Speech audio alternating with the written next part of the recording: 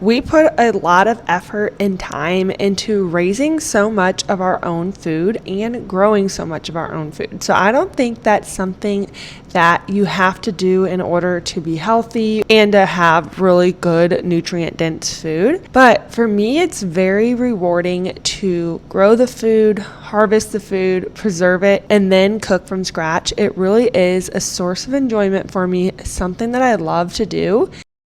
Living on a farm, growing food for others, putting a lot of food away in my own freezer is something that really makes me feel satisfied.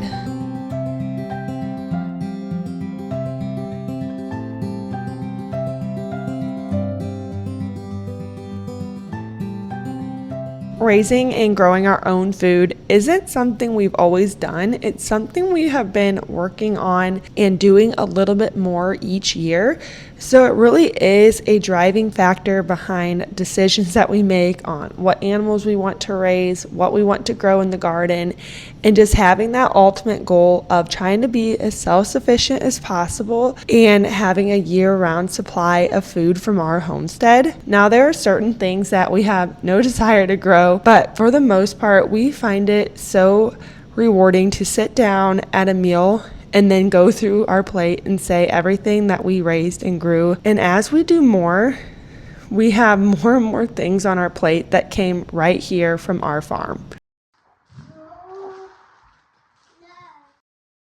So one of the first things I'm doing today is going through some of the abundance of the harvest from the garden and getting it put away. I have said before, I'm freezing all of my tomatoes this year, putting them in the freezer, and I plan to get them out sometime this fall or maybe even winter when things slow down, and do a bunch of canning. We definitely still buy tomato products, and I don't even plan to can all of them.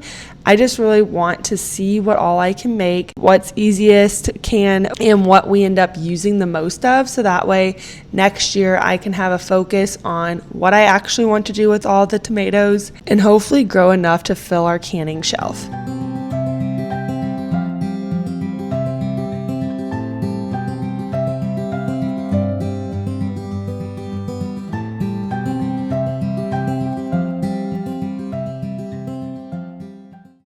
The next thing, of course, is the zucchini and squash coming in from the garden are so abundant this time of year.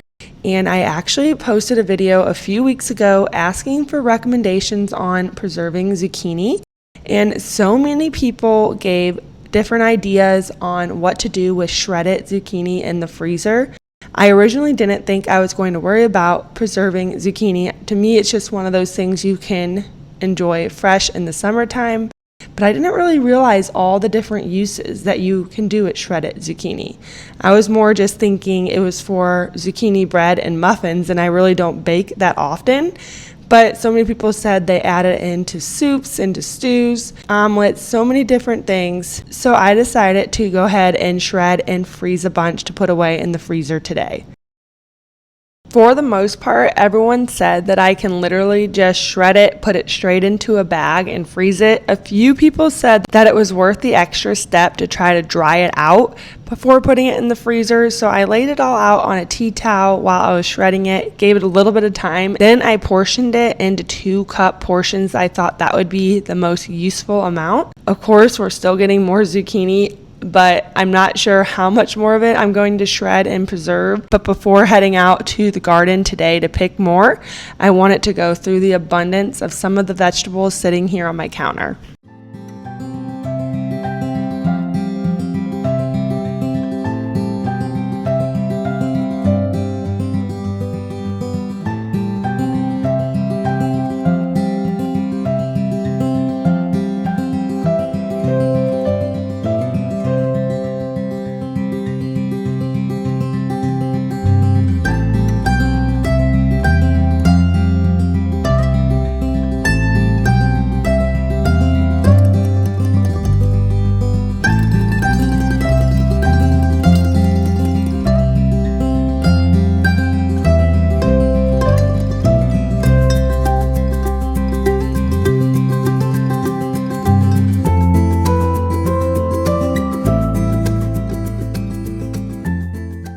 I recently answered a poll here on YouTube from another YouTuber that said, what is the most satisfying thing about growing your own food? And the options were planting it, harvesting, preserving, or cooking from scratch. And I chose cooking from scratch because for me, that really is the most satisfying thing, when you can look at your plate and see all the things that you raised or grew right on it. So today I'm just making a quick trip out to the garden to grab what I need for dinner tonight.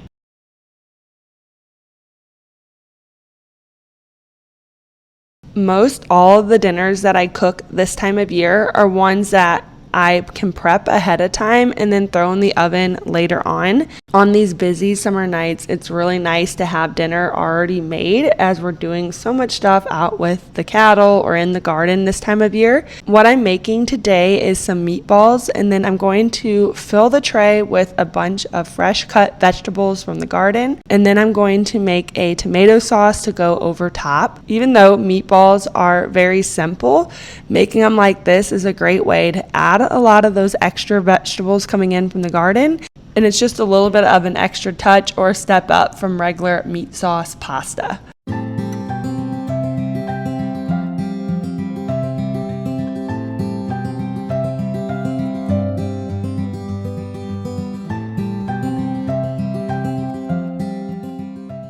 As you guys know, I work from the farm full time. My husband has a full-time job off the farm, and we have various investment accounts. So sometimes it can be kind of tricky managing all of our finances, which is why I have been using Monarch, who is the sponsor of today's video. Monarch is an ad-free personal finance platform that brings all your accounts into one clean dashboard. Instead of just showing you where your money went, Monarch makes it easy to see your whole financial picture, to make smart adjustments, and to make progress toward your financial goals. It automatically tracks your spending and net worth and helps you stay financially aligned, so no spreadsheet juggling required. It used to be difficult juggling the different bank accounts from our personal and our business account, having different credit card portals to keep track of, and his and mine various investment accounts. But now with Monarch, we can see that full financial picture easily. Monarch syncs with 13,000 plus institutions, so there's fast and secure setup with all major banks, credit cards, and brokerages. It offers flexible budgeting with fixed and flexible spending, with customizable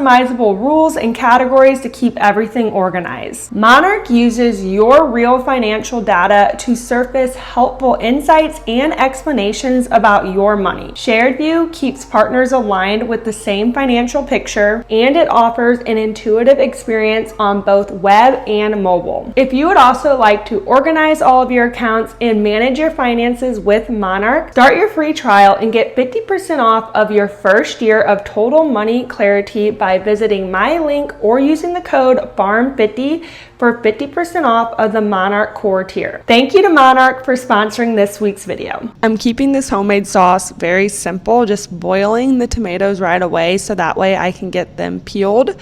Then I'm going to go ahead and chop them up, put them back into the large pot, and get them rendering down into sauce while I'm chopping up all of my other vegetables that I plan on adding to the dish.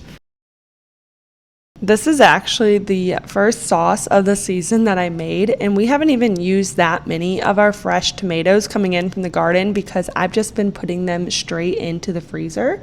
But I really wanted to try to use some today to make this sauce for dinner tonight. I had a little bit of extra time this afternoon, and I thought it would be really neat to throw all of this together. And then tonight we have some plans to work in the garden and do a few other things. So this way, this meal is totally prepped and ready to go, and we can bake it later on when we're ready to come inside to eat.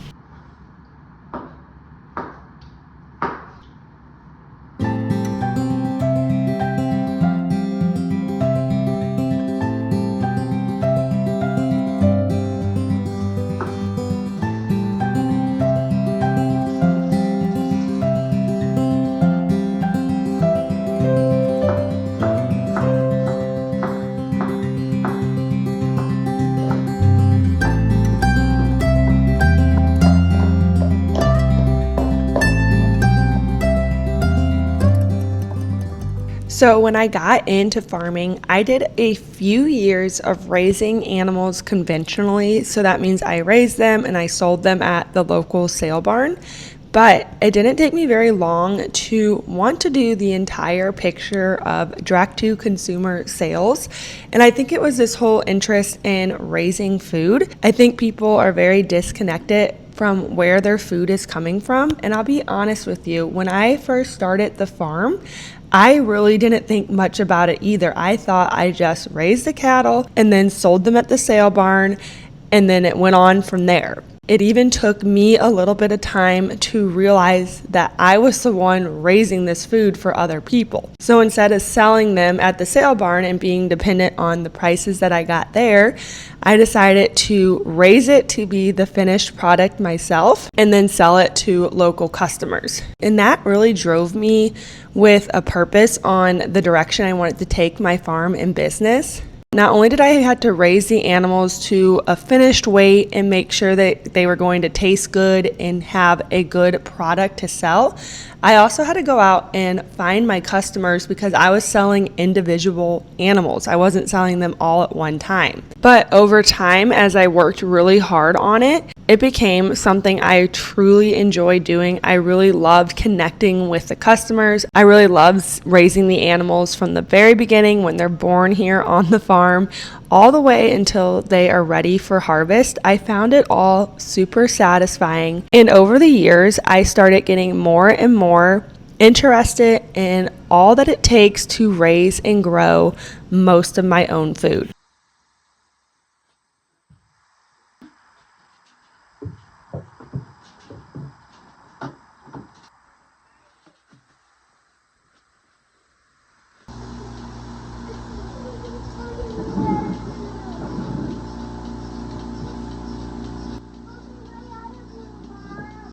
Now that I'm in the season of little kids and having a pretty good sized business on the direct to consumer meat sales side of things, I have to be really realistic about what I take on.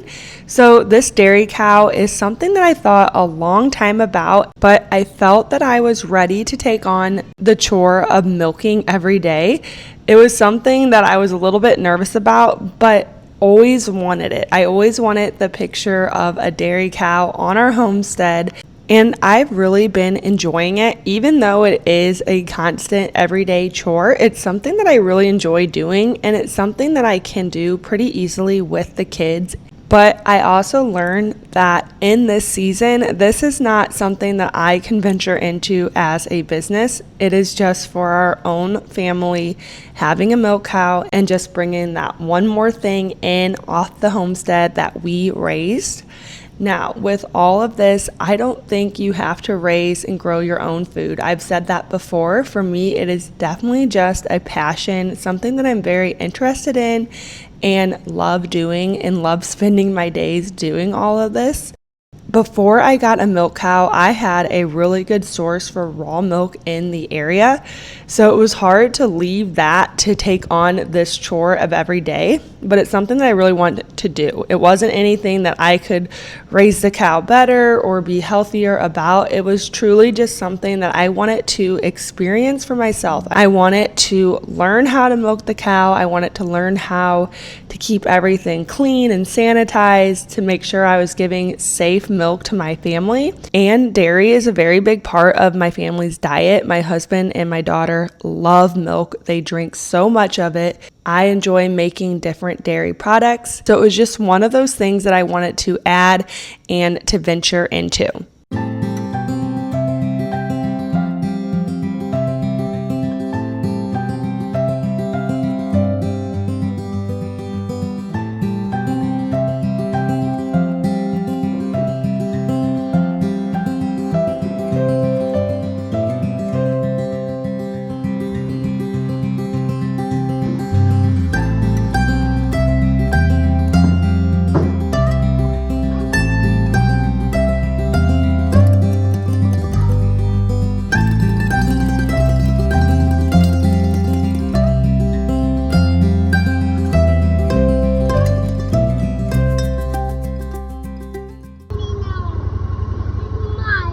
I think it is really cool that a lot of other farms are going this direction these days. I feel like there's a lot of sources out there for buying products straight from the farm, whether it be your meat or vegetables, even dairy, eggs. I see so many different farmers week to week just in our area at the farmers market, and so many people that come out and support that. So I know this passion for being connected to your food source, whether you're the one raising it or you're just very carefully sourcing all of your food, isn't just something that interests me or interests farmers. It seems that this is a big interest for so many people these days.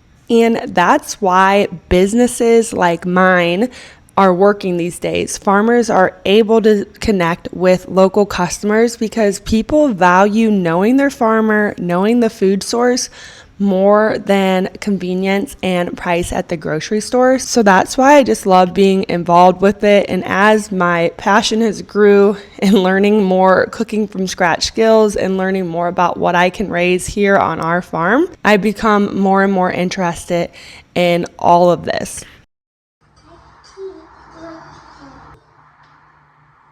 Today I'm using some of that extra milk we have and making a batch of ice cream to put in the freezer. I have the Ninja Creami and I've been loving using extra milk when I have it and then filling up these little creamy containers to store in the freezer and then making personal self-serve ice cream whenever I want with milk from our milk cow.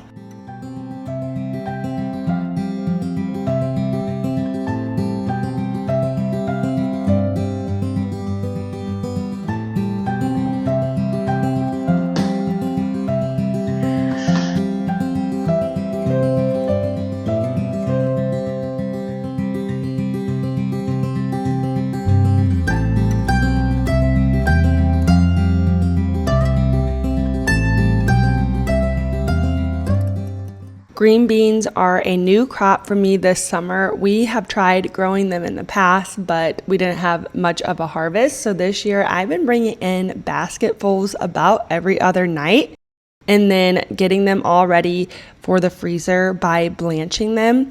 I really am excited to use these in a lot of fresh meals this winter time. I am always trying to think of very easy ways to put together these from scratch meals. I think sometimes from scratch can be overwhelming, but once you learn some valuable skills in the kitchen, cooking from scratch can be really simple, especially when you keep your house stocked with all the right ingredients. Today, I'm quickly putting together a loaf of sandwich bread. I made a double batch of this because tonight I want to put together some bacon and fresh tomato sandwiches from the garden.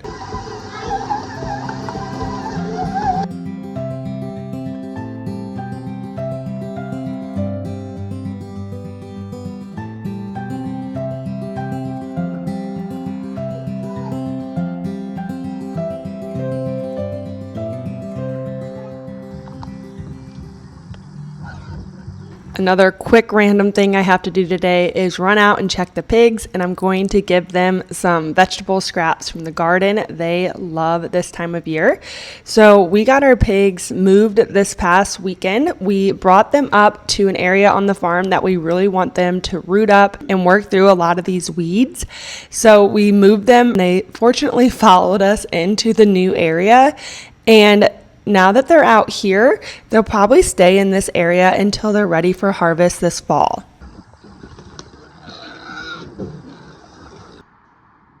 Sometimes a little bit of prep when cooking from scratch goes a long way, but I've found that I'm not much of a food planner and I still can get a from scratch meal on the table fairly simply.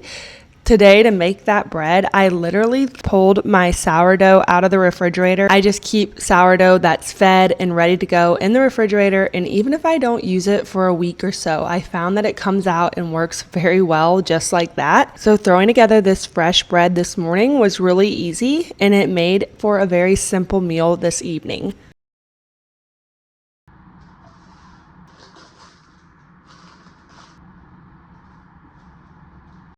Tonight's meal is very simple. We're just cutting up the fresh tomatoes. I'm frying up some bacon from last year's hogs and realized we still have quite a bit of pork we need to work through before our next hog is in the deep freezer this fall. So I'm making some bacon and tomato sandwiches. BLTs is one of our favorite things, but we found that we never have lettuce and tomatoes really in season at the same time. But I also just made up some homemade mayo, and having this homemade bread on hand made this a very tasteful, from scratch meal that was so simple to put together this evening.